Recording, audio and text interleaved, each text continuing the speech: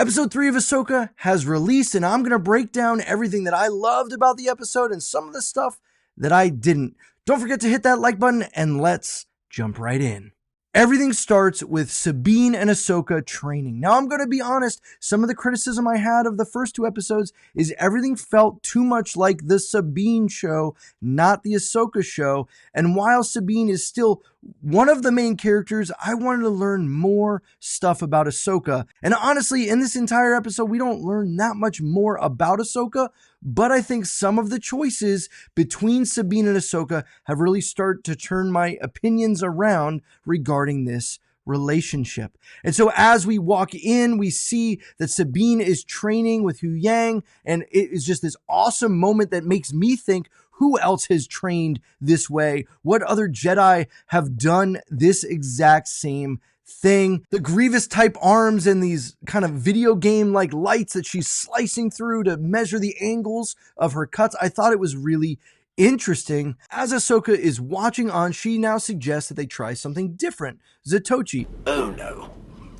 I'm not certain Lady Wren is ready for that technique. Which I had no idea what that is. Do you? So I had to look it up, and it's a reference back to the Blind Samurai, and it's something that I don't think has been presented in Star Wars before, but is now giving a name to what these Padawans would do all the time. It's what Luke did in A New Hope. It's what we've seen time and time again. By putting on a helmet that you can't see and having to use the Force to defend yourself. Now, some will say that this has been overdone and overblown and do something new, but at the same time, this is how Jedi have been trained for thousands of years. So why would they not start with the absolute basics? I mean, these are the things that are taught to children in the temple. And so it seems like it's a good place to start. It also gives that Star Wars feel that this is kind of a rite of passage. And even though some of these things may have been shown in Star Wars Rebels, many of the folks coming to this show have not watched Rebels. And so for us diehard fans who have seen all of that, this might feel like repeat.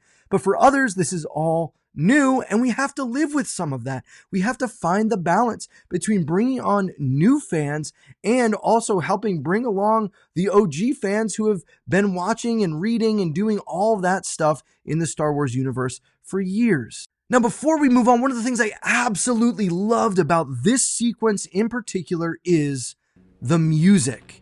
The music carries the entire sequence and the entire scene, building to the line and the quote that really kind of summarizes up some of this struggle between the dark and light, between Sith and Jedi. And it's when Ahsoka says this. Anger and frustration are quick to give power,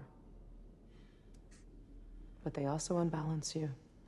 Anger and frustration are quick to give power, but they also unbalance you. And isn't that the truth that we see with the dark side and the light side? That when you give over to your anger, you might gain this extra power, but at the same time, it's going to throw everything off and out of balance. And so this moment is a learning moment for Sabine that we actually get to see her put into practice later in this very episode, as she has to think about how is she going to react when she starts failing at something? And is she going to give over to that anger, or is she going to choose a different path? I'm completely okay with how this scene went. I think that this is some good dialogue, even though people might think that the first part of this episode was a little slow.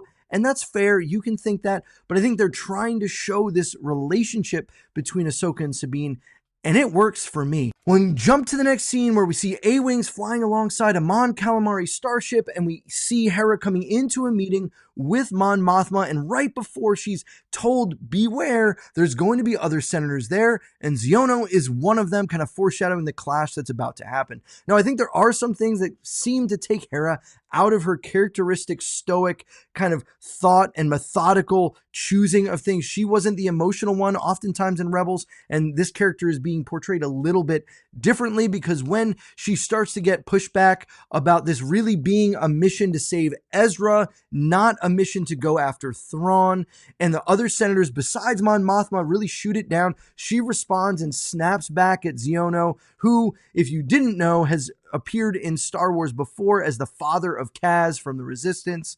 And as we move forward, you see this conflict between Hera and Xiono, and ultimately I think it leads to a hot-headed moment that means they don't get the help they needed. And so Ahsoka and Sabine are on their own in this mission as Hera is emotionally wrapped up in this idea that Ezra might not actually be alive. One of the things that frustrates me the most about this scene, and maybe this whole episode, is the way that the senators approach this problem. They're pretending like there's no problem at all, as if they didn't just arrest a bunch of Imperial sympathizers who were doing all of this stuff right under their noses to undermine the New Republic completely. And it just seems silly that they would ignore that something might be happening. Now, some of you might say, well, isn't that how the New Republic is going to fall apart again? And we know that they are going to fall apart, so it's kind of foreshadowing that.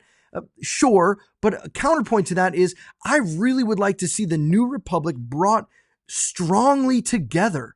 I want to see Thrawn come against a formidable opponent to make his victory, or really the squashing of the New Republic by the Empire, that much more intriguing and interesting, and kind of feeling of the loss of hope in the galaxy because they thought they had it all together and then it's gone. Maybe I'm wrong on that point. What do you think? Let me know down in the comments below. Then we jump into a little tea party that's happening between Ahsoka and Sabine.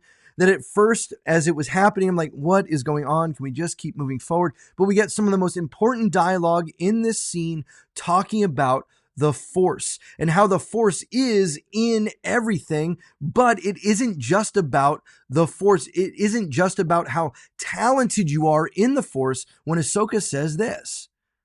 Talent is a factor. But training and focus are what truly defines someone's success. Now, some are taking exception to this, but I think that as the episode plays out, it is making me less and less worried that Sabine is going to be this massively overpowered Force wielder. Instead, I think it's showing that she is going to be good with a lightsaber, but not much else. It's more about training her mind and her emotions to be directed and focused than it is going to be about her ability to wield the Force. And we get this moment where she's trying to move the teacup with the Force and she can't do it. And instead of getting frustrated and upset and giving up like she did earlier in the episode, she kind of makes this wisecrack at the teacup. You win this round. Maybe I'm making more out of this than it needs to be, but I think it shows that Sabine is a great candidate to be trained, because while she might be raw in some of her emotion and some of that other stuff and may not be as talented in the Force as like an Anakin was, how it just came quickly to him and he didn't need as much training and they even started later and all that kind of stuff, I think that it shows that this is why she needs Ahsoka so much. And then we jump right to the next scene where now Ahsoka is going to have to show that she too trusts Sabine in the same way that Sabine is trusting her. And for me, that's a big theme that I saw throughout this entire episode, is the trust or the lack thereof in the characters. And so we get this dogfight scene that felt like something out of the original trilogy.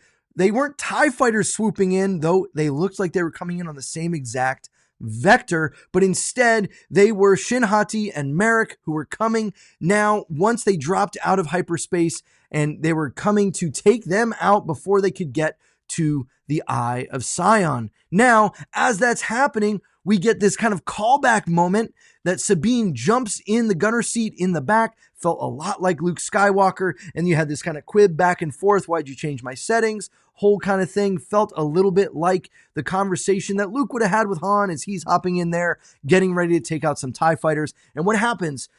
Sabine can't do it. Sabine fails. She's not hitting the mark. Now, I know some are going to say, I can't believe these starfighters didn't blow them out of the sky. I was like, come on. If you want the hyper realism of what would happen in a battle, you know Ahsoka and Sabine can't get blown up. Like, just enjoy what's there instead of being overly critical that they should have shot less. Or I thought the action sequence was great, and it was a moment where Ahsoka had to change her tactics.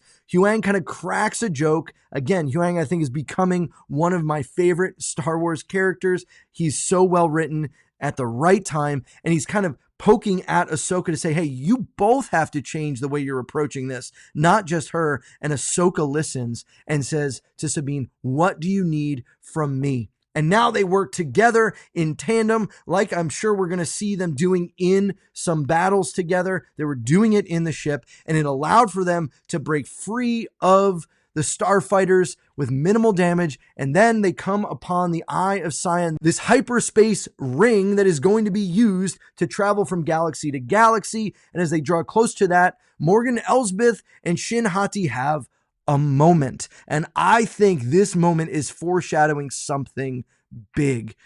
I'm going to talk about that in another video, but I think there's some tension here, lack of trust here between Shin and Morgan that is really important. I think is going to play out in this next episode.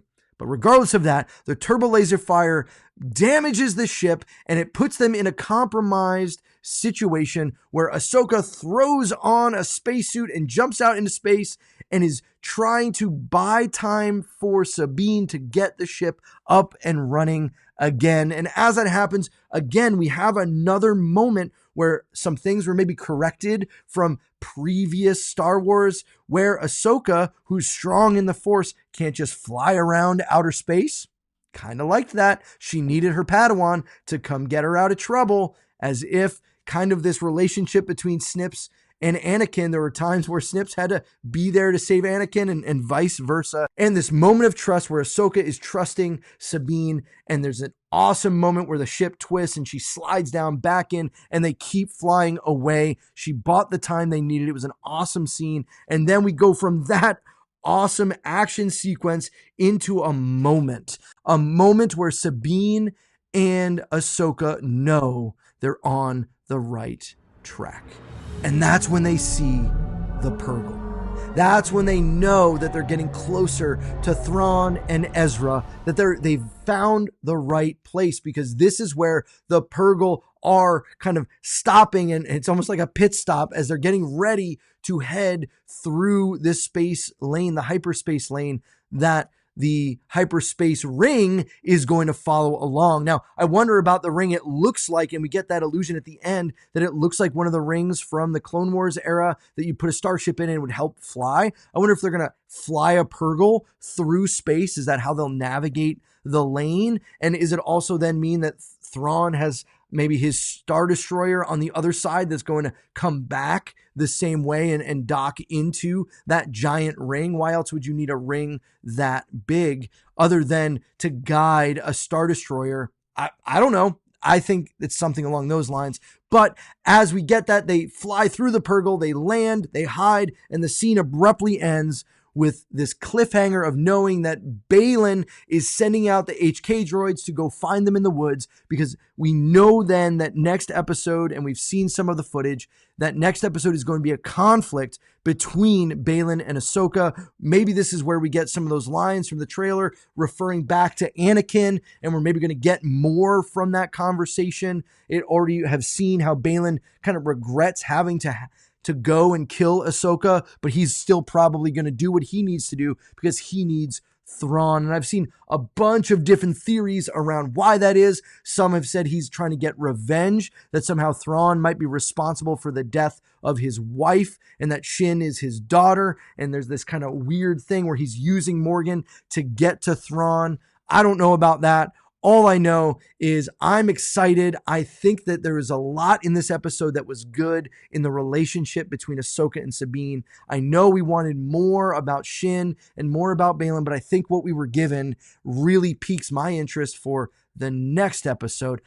That's what I think. What did I miss? What am I wrong on? What are your opinions? Let me know down in the comments. Remember, the Force will be with you always. And if you're new here, consider subscribing for more content like this and check out one of my last videos right here.